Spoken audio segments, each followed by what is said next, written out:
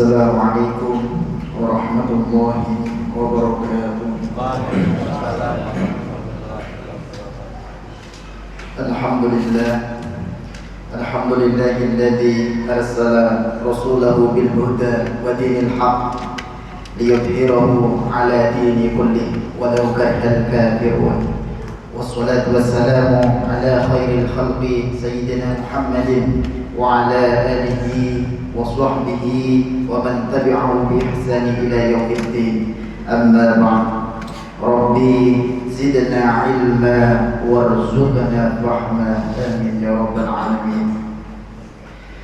Jemaah salat tarawih rahimakumullah, alhamdulillah, bersama-sama kita panjatkan puja dan puji syukur kita kepada Allah Subhanahu wa taala yang mana hingga malam ini kita masih diberikan kesehatan dan kesempatan bisa sampai ke masjid ini, melangkahkan kaki kita dalam rangka melaksanakan kewajiban kita, yaitu melaksanakan ibadah sholat isya dengan berjamaah. Salawat dan salam senantiasa tercurahkan kepada suri tauladan kita Nabi Allah Muhammad sallallahu alaihi wasallam beserta keluarga, sahabat dan para pengikutnya ila yaumil qiyamah, amin ya rabbal alamin.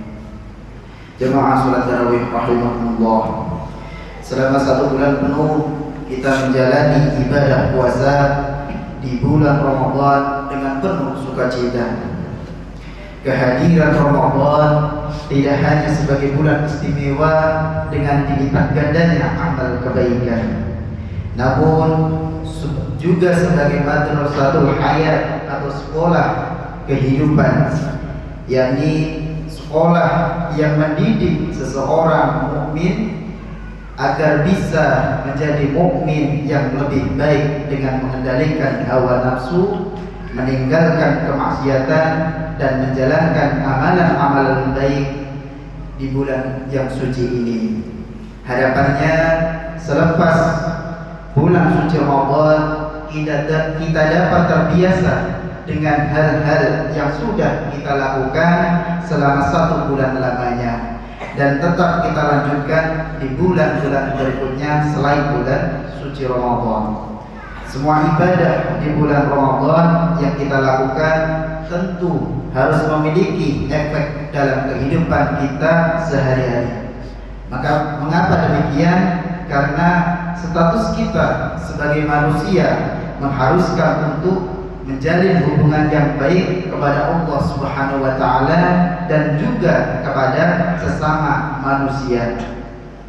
Hubungan baik kepada Allah Subhanahu wa taala dengan menjalankan ibadah mahdhah seperti sholat, zakat dan lain sebagainya belum cukup atau bahkan bisa sia-sia ibadah tersebut jika kita masih belum bisa menjalin hubungan baik dengan sesama manusia. Dalam sebuah hadis Rasulullah SAW bersabda, la yadkhulul jannah qati'ur rahim, tidak akan masuk surga orang yang memutus tali silaturahim. Hadis yang diriwayatkan oleh Imam Bukhari. Dalam Al-Quran surat Al-Anfal ayat 1, Allah Subhanahu wa taala menyebutkan, fattaqullaha wa aslihu dzata bainikum, bertakwalah kepada Allah dan perbaikilah hubungan kalian dengan sesama manusia.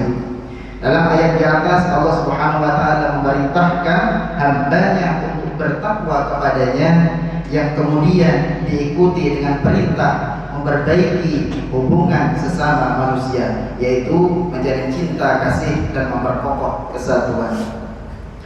Jemaah salat tarawih rahimakumullah, ada sebuah kisah menarik yang patut kita renungi tentang kondisi seorang mukmin yang baik dalam berhubungan kepada Allah namun suka menyakiti sesama manusia. Suatu ketika Rasulullah SAW bertanya kepada para sahabat, atadruna mal muflis, tahukah kalian siapakah orang yang bangkrut itu?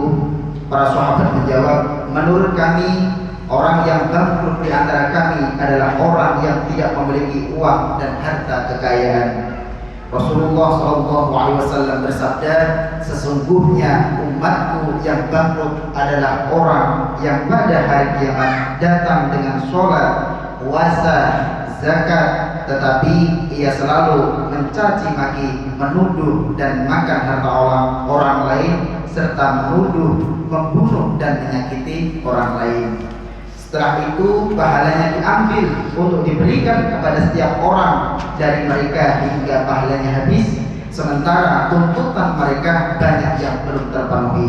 Selanjutnya sebagian dosa dari setiap orang dari mereka diambil untuk dibebankan kepada orang tersebut hingga akhirnya dia dilempar ke dalam neraka. Hadis yang diriwayatkan oleh Imam Muslim.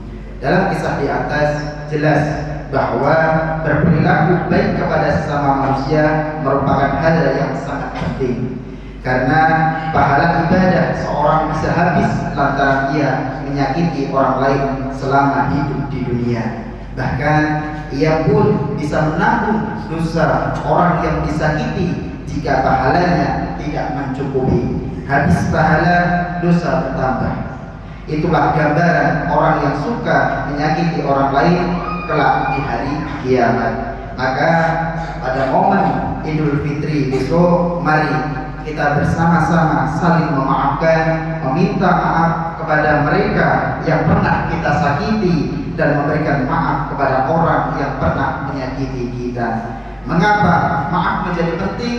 Karena dosa seseorang yang dilakukan kepada sesama manusia tidak akan diampuni oleh Allah Subhanahu wa taala tanpa pemberian maaf dari orang yang pernah kita sakiti.